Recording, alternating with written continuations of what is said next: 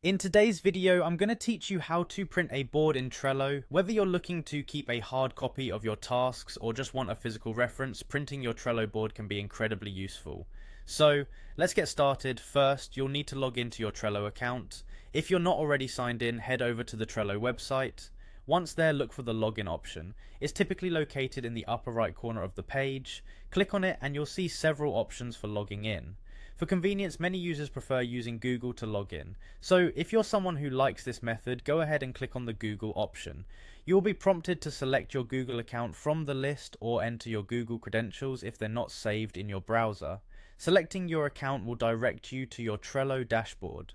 Once you've successfully logged in, navigate to the Trello board you'd like to print. You can do this by clicking on Boards in the menu, which will display all the boards you have access to. If you frequently work with a particular board, it might already be pinned or visible right on your dashboard. Either way, click on your desired board to open it. With your board open, direct your attention to the top right corner of the screen. There you'll notice three dots, often referred to as the More menu.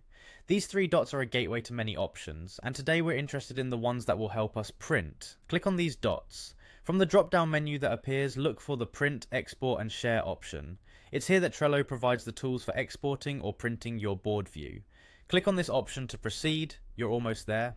After clicking on Print, Export and Share, you should now see an additional set of options. Look for Print and select it.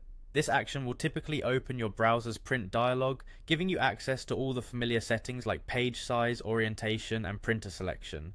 Here you can make adjustments according to your needs. If you just want a simple printout, the default settings are often sufficient. Finally, once you're satisfied with the settings, go ahead and click on Print. And there you have it, your board will now start printing. Be sure to check your connected printer for the hard copy and confirm everything looks as expected.